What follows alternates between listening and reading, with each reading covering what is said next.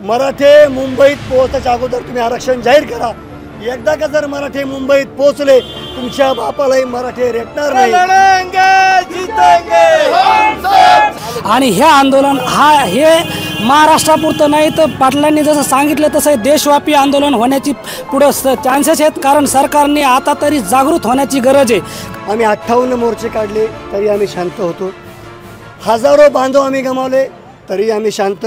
आमचं नेतृत्व आमचे सेनापती मनोज जरांगे पाटील याच अंतरवली सराटीमध्ये शांततेच्या मार्गाने आमरण उपोषणाला बसलेले असताना त्यांच्यावर अमानुषपणे आतंकवादाच्या जसं गोळ्या घालतात तशा गोळ्या आमच्या बांधवांना घातल्या। पुन्हा एकदा ज्या SP ने आदेश दिले होते या अंतरवली सराटीमध्ये उपोषणाला बसलेल्या या सरकारचा या पोलीस अधिकाऱ्यांचा मी निषेध करतो। ज्यांनी लाठीचार्जचे आदेश दिले त्या अधिकाऱ्यांचं म्हटलं मी, लक्षात ठेवा सगळे दोषी नाही। ज्यांनी आमच्या आई बहिणीवर लाठ्या उगारल्या मी त्यांचा निषेध करणारच, काही झालं तरी चालेल। हां, आता पुढचा मुद्द्याचं बोलतो। आता आमचा संयम सुटलेला आहे, परंतु तरी आमचे सेनापती जे सांगतात शांततेच्या मार्गाने क्रांतीच्या मार्गाने हा लढा इथपर्यंत आलेला आहे।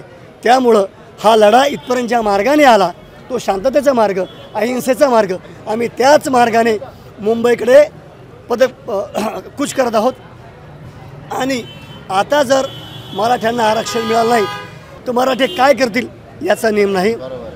तर मी या मीडियाच्या माध्यमातून या सरकारला थेट जाहीर इशारा देऊ इच्छितो, मराठे मुंबईत पोहोचायच्या अगोदर तुम्ही आरक्षण जाहीर करा। एकदा का जर मराठे मुंबईत पोहोचले तुमच्या बापालाही मराठे रेटणार नाही।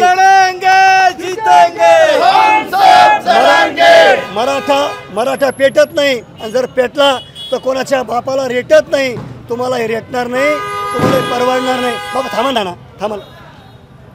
त्यामुळं तुम्ही मराठ्यांचा अंत पाहू नका, तुम्हाला आरक्षण दिल्याशिवाय सुट्टी नाही, तुमच्या बापालाही आरक्षण चुकणार नाही।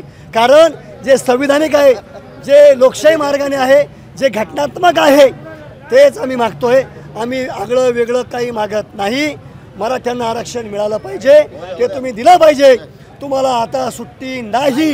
एक मराठा आणि मनोज जरांगे पाटील सांगतील तोच आमच्यासाठी शेवटचा आणि अंतिम आदेश असेल, हे लक्षात ठेवा।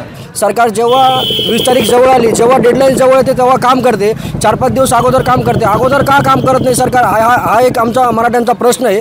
आणि 2024ची निवडणूक लागणार आहे, जरी तुम्ही आचारसंहिता लावली, काही जरी लावली, आता मराठे मागं हटणार नाहीत आरक्षण घेतल्याशिवाय। आणि कसं जसं मनोज पाटील म्हणतील तसं सरकारने किती जरी ट्रॅप लावले आणि काही जरी मनोज पाटला विरोधात रचलं तरी मागं हटणार नाहीत। मागं त्यांचा बांधव आहे पाटलांच्या पाठीमागं, त्यामुळं सरकार त्यांना काहीही करू शकत नाही, त्यांच्या केसालाही धक्का लावू शकत नाही सरकार, कारण की पाटलांच्या पाठीमागं मराठा समुदाय भरपूर आहे। त्यामुळं सरकार त्यांच्या नादी लागू नये। सरकारने माझी एक त्यांना विनंती आहे मराठा बांधव म्हणून, सरकारने त्यांच्या नादात आणि भानगडीत पडू नये, आरक्षण द्यावं आणि गपगोवाने सरकारने प्रश्न मार्गी लावावा। बरं, सरकारनं समजा तिथं जाऊन आरक्षण नाही दिलं किंवा तशा पद्धतीचा निर्णय घेतला नाही तर मग कशा पद्धतीची तयारी असणार? हे शांततेनं आंदोलन कायमस्वरूपी चालू राहणार, हे आंदोलन कदापि बंद पडणार नाही। आणि हे आंदोलन हे महाराष्ट्रापुरतं नाही तर पाटलांनी जसं सांगितलं तसं देशव्यापी आंदोलन होण्याची पुढे चान्सेस आहेत, कारण सरकारने आता तरी जागृत होण्याची गरज आहे। कारण ही वेळ आज सरकारला जागृत होण्याची आलेली आहे, कारण 7 महिने झाले आज जरांगे पाटील 2 आमरण उपोषण झाले तर तिसरं आता आमरण उपोषण करण्याच्या तयारीत आहेत। तरी पण गेंड्याच्या कातडीचं सरकारनं स्वतःला कुठंतरी आपण एक जबाबदार पदावर असलो, त्या पदावर असल्याच्या कारणाने त्यांनी हा मुद्दा तात्काळ मार्गी काढावा।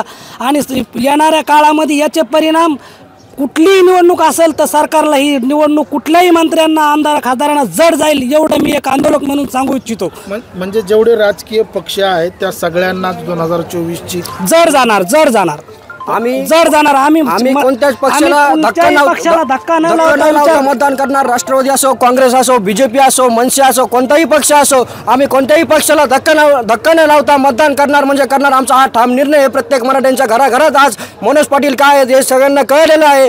ते कोणत्याही 1 रुपयाचे लालची नाही आहेत, तुम्ही कितीही त्यांना मॅनेज केलं तरी ते मॅनेज होत नाही आहे। ते पहिल्यापासून काम करतात, 20-25 वर्षापासून त्यांचा लढा आहे। त्यांच्या लढ्याला यशस्वी होण्याचा मार्ग जवळपास उंबरठ्यावर आलेला आहे आणि तो लढा यशस्वी होण्याच्याच मार्गावर आहे। मुंबईतून आता मराठे आरक्षण घेतल्याशिवाय माघारी हटणार नाही। काही जणांचं म्हणणं आहे की लाठीचार्ज झाला म्हणून मनोज जरांगे पाटील हे प्रसिद्ध झाले, त्याच्याकडे कसं वाटतं? नाही, लाठीचार्जचा मनोज जरांगे पाटील हे पहिलेच प्रसिद्ध येतं. लाठीचार्जचा कुठलाही विषय नाही आहे. लाठीचार्ज झाला तो झाला लाठीचार्ज. आम्ही आमच्या मागणीसाठी शांतपणे बसलो आहोत आणि आमची मागणी आम्ही शांतपणे अजून बी करणार. कुठलंही आम्ही हिंसक आंदोलन कुठलंही करणार नाहीत. आम्ही शांततेच्या मार्गानं आमच्या जीवाची बाजी पूर्णपणे लावून हे आंदोलन आम्ही चालवणार आहोत. लाठीचार्ज फक्त एक झाला, बाकी काही विषय नाही. पण मराठे अगोदरपासूनच जागे होते, त्यांना एक आशा आहे आरक्षण भेटू शकतं तर मनोज पाटलामुळेच भेटू शकतं. लाठीचार्जमुळं मराठे एकत्र आले असा कोणताही विषय नाही. मराठे आज ना उद्या एकत्र येणारच होते. त्यांना काळाची गरज पण आहे एकत्र येण्याची. कारण का आज मुलं बाळं शिक्षणापासून वंचित जात आहे. मी स्वतः एक एज्युकेटेड असून मी आरक्षण नसल्यामुळे मी शिक्षण घेऊ शकलो नाही, कारण की घरची परिस्थिती हालाकीची होती. त्यामुळे मी शिक्षण घेऊ शकलेलो नाही आहे. त्यामुळं मी सांगतो मनापासून प्रत्येक मराठ्यांनी घराघरात न राहता बाहेर पडावं एवढीच प्रामाणिक इच्छा सांगतो आणि सगळ्या मराठ्यांनी मुंबईकडे यावं एवढीच विनंती करतो. आता मुंबईचे जे ॲडव्होकेट गुणरत्न सदावर्ते ते म्हणतात की आम्ही मुंबईला येऊ देणार नाही, याचिका दाखल करू. त्यांच्याबद्दल मी जास्त काही बोलू शकत नाही, कारण त्यांची बाईट बघितलं मी. त्यांना मध्ये झटका येतो, ते मध्ये बळवता जरांगेला अटक करा. त्यांच्या तुम्ही केसालाही धक्का लावू शकत नाही. सदावर्ते साहेब, तुम्ही त्याच्या केसाला कसं काय धक्का लावू शकता? हे एवढे लाखो करोड मराठे मुंबईत जाणारे, त्यांना तुम्ही हात लावा किंवा त्यांना रोखून दाखवा. तुम्हाला कळण मग मराठ्यांची ताकद काय असते तुम्हाला समजेल नंतर आल्यानंतर मुंबईमध्ये. किनगाव चौफुलीहून नाव सांगा, कुठून? रावसाहेब देवराव वाघ, किनगाव चौफुली. तुमचं वय किती आहे? 72 वर्ष चालू आहे. आता तुम्ही मुंबईला पायी चालत, हो, मुंबईला पायी चालला. कशा पद्धतीची तयारी करून निघालात घरून? मोटरसायकल. अच्छा. हो. आता हे जे अंतर आहे हे खूप लांब आहे, तर एवढा सगळा प्रवास कसा करणार तुम्ही? टप्प्याखाली करणार. अच्छा, काय वाटतं सरकार काय निर्णय घेईल? हा, सरकार काय निर्णय घेईल? मुंबईपर्यंत जाऊन आरक्षण देईल का? ते बरोबर आरक्षण घेऊच आम्ही तिथं. अच्छा. हा, आरक्षण घेतल्याशिवाय आम्ही वापस येणार नाही. हा, तिकडे मेलं तरी चालत.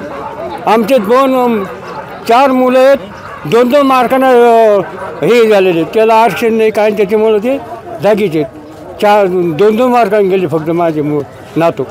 बरं, काही जण असं म्हणतात की मराठा समाज हा खूप श्रीमंत आहे, त्याला आरक्षणाची काय गरज आहे? नाही, श्रीमंत का ह्याचा आला, ते पूर्वीला होता. आता जमिनी, कारखानदार, जमिनी चट गेले. जमीन कुठं काय राहिले, कारखाने कुठे आहे आमच्याकडे? म्हणजे परिस्थिती कशी बदलली एकंदरीत, त्याच्याबद्दल काय सांगाल? तुमचा अनुभव आहे, तुमचं वय आहे. माझं 72 वर्षापासून माझं वय झालेलं आहे आणि माझे मुलं आमच्याकडे जमीन समजा इकल्या लग्न कार्यात हे ते गेले समजा. आता सर्व्हिसला लागायचे मुलं तर 2 मार्गाने चालले जाऊ राहिले. म्हणून हे धरण पाठवणं केलं. हे आमचं औषध असं वाटत नाही, म्हणून आता हे होणार आहे.